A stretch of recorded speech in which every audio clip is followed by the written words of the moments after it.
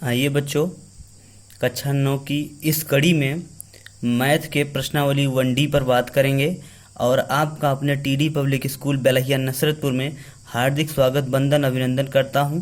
मैं अविनाश सर एक बार फिर। बच्चों, जैसा कि आप लोग आगे पढ़ चुके हैं, 1D के सेकंड नंबर तक क्वेश्चन मैंने करवा दिया है। तीसरे नंबर की आज मैं बात करूंगा बच्चों, जो कह रहा है कि निम्नलिखित संख्या युग्मों के बीच स्थित चिन्ह क्वेश्चन मार्क के स्थान पर क्या लगाना है। बड़ा, बराबर, छोटा में से उचित प्रतीक का प्रयोग कीजिए।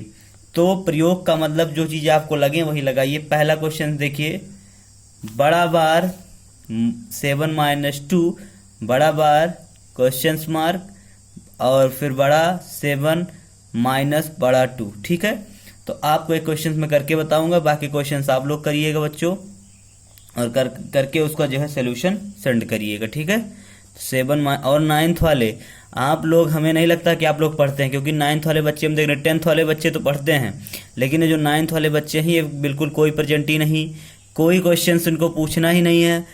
कोई भी एक भी क्वेश्चन ये ना कोई हमें होमवर्क चेक करवाता है, ना कोई एक को नोट्स प्रोवाइड कर रहा है, ना कोई नोट्स भेज रहा है व्हाट्सएप पे।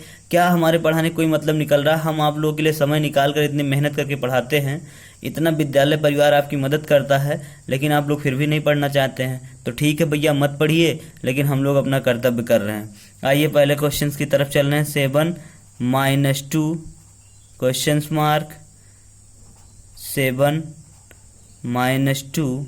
ठीक, अब देखिए बच्चों, 7 में से 2 अगर आप माइनस करते हैं तो 5 आएगा, और यहाँ से 7 में से 2 माइनस करते हैं तो क्या आएगा? 5 आएगा। मतलब दोनों तरफ क्या हो गए? नंबर्स आपके इक्वल इक्वल बनेंगे। इसका मतलब जो आपके पास क्या लगेगा क्वेश्चन मार्क के स्थान पर चिन्ह, वो लगेगा बराबर का। ठीक है बच्चों, तो यहाँ क्वेश्चन मार्क के स्थान पर चिन्ह कौन सा लगा? बराबर का। तो ये तो पहला क्वेश्चन था। अब आप लोग के लिए होमवर्क है दूसरा, तीसरा, चौथा क्वेश्चन आप लोग लगा के दिखाइएगा। ठीक, चलिए इसी में चौथे नंबर पे हम आगे बढ़ते हैं। चौथा नंबर कह रहा है बच्चों, √2 और √3 के बीच दो अपरिमेय संख्या में लिखनी है। ठीक है, तो दो अपरिमेय संख्या का मतलब हो गया कि अशांत अनावर्ती हो भी सकते हैं, नहीं भी हो सकते हैं। ठीक है बच्चों, मतलब √2 से बड़ा हो और √3 से छोटा हो। तो इसका मतलब इनके बीच में हमें नंबरों को रखना है बच्चों। तो इसे हम कह सकते हैं कि √2 और √3 के बीच में हमारा बन सकता है 2.1, 2.2, 2.3। मतलब ये हम 9 तक नंबर से जा सकते हैं, लेकिन 10वें नंबर पर नहीं जा सकते हैं। तो हमें 2 ही नंबर लिखना था, तो हम इसे लिख सकते हैं कि अपरिमेय संख्याओं के बीच √2 से बड़ा चाहिए तो √2.1, इससे भी बड़ा √2.2, और ये बड़ा है कितने? √3। तो यही हमारे पास क्या है? यही 2 नंबर्स हैं, और ये नंबर्स कैसे हैं? अपरिमेय नंबर्स हैं बच्चों। तो इसे लिख सकते हैं आप, √2 और √3 के बीच 2 अपरिमेय संख्या, 2 अपरिमेय संख्या कौन कौन से हैं? √2.1 और दूसरा कौन सा है? √2.2। ठीक, यही आपके पास क्या बच्चों? संख्या। ठीक, आइए इसी कड़ी में हम 5वें नंबर पर चलते हैं, 5वें क्वेश्चन पर। 5वां क्वेश्चन क्या कह रहा है? देखिए, कह रहा है कि 2 और 2.5 के बीच अपरिमेय संख्याएं ज्ञात कीजिए। कुछ नहीं करना है आपको। क्या कह रहा है? पहली अपरिमेय संख्या आपको ज्ञात करनी है। चलिए, पहली अपरिमेय संख्या, इसे हम कह सकते हैं 2 × 2.5। तो हमारी मिल क्या जाएगी? 2.5 दूना 5, तो √5 एक संख्या आपको मिल गई।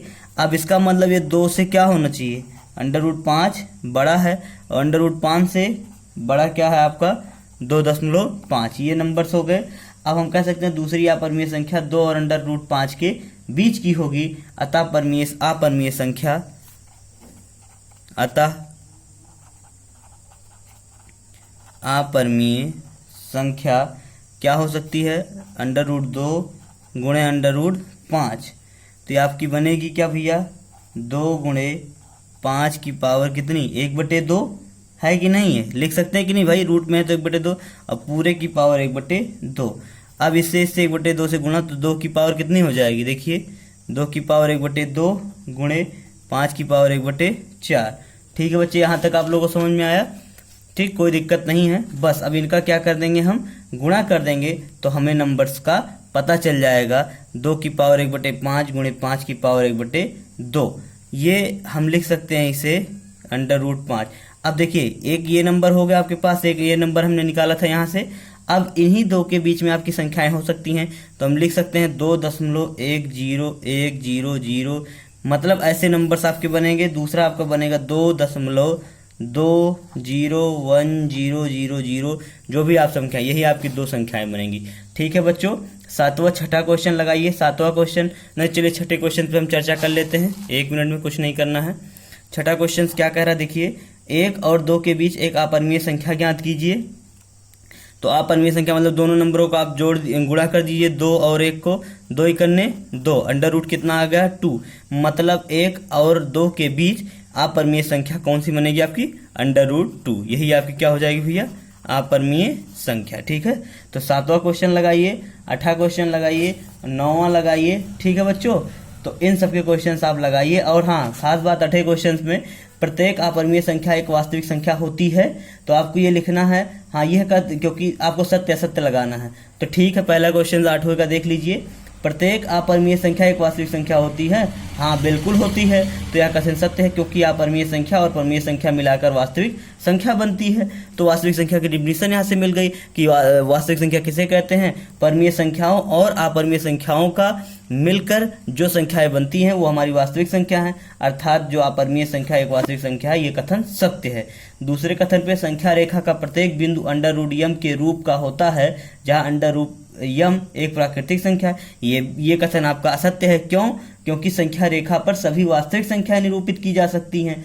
यहाँ m जो है वो एक प्राकृतिक संख्या है, जो यह दर्शाती है कि √2, √3, √4, √1 बिंदु ही है, संख्या रेखा पर स्थित है तथा अन्य किसी संख्या रेखा पर निरूपित वाले बिंदुओं के बीच की विस्तृत या अंतराल चीजें हो सकती हैं, या स्थित नहीं होनी चाहिए। मतलब अगर आप देखेंगे इसकी अंतराल विस्तृत, तो √2 का मान 1.414, √3 का मान 1.732, ये सारी होती हैं। इसका मतलब यह कथन क्या है, आपका असत्य है।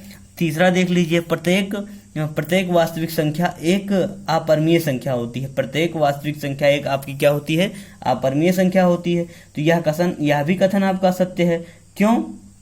क्योंकि परिमेय संख्याओं और अपरिमेय संख्याओं के संग्रह से वास्तविक संख्याएं बनती है, अभी इससे पहले हमने चर्चा किया, और समुच्चय का निर्माण होता है। अतः प्रत्येक परिमेय संख्या तो वास्तविक संख्या हो सकती है, परंतु प्रत्येक वास्तविक संख्या अपरिमेय संख्या होना आवश्यक नहीं। वो परिमेय भी तो हो सकती है, क्योंकि जो उसका समुच्चय बनता है वो दोनों से बनता है, परिमेय और अपरिमेय से। तो यह कहना ठीक नहीं है कि सारी वास्तविक संख्याएं आपकी अपरिमेय संख्याएं होती हैं, वो परिमेय संख्या भी हो सकती है। 9वां क्वेश्चन आप लगाइएगा, 10वां क्वेश्चन लगाइएगा, और आपका ये टॉपिक बेटा खत्म हो जाएगा 11वां क्वेश्चन लगा के। और मैं फिर कल चर्चा करूंगा आपके इसी सिलेबस पर, क्योंकि इसमें ज़्यादा क्वेश्चंस है, और भी क्वेश्चन सरल करा के उसके बाद आपका पार्ट 2 स्टार्ट कर दिया जाएगा। ठीक है बच्चों, तब तक आप घर पे रहें, सुरक्षित रहें, सोशल डिस्टेंसिंग का पालन करें। जल्द ही आपकी क्लास चलाई जाएगी और आपकी क्लास में कोई भी बाधा नहीं उत्पन्न होगी।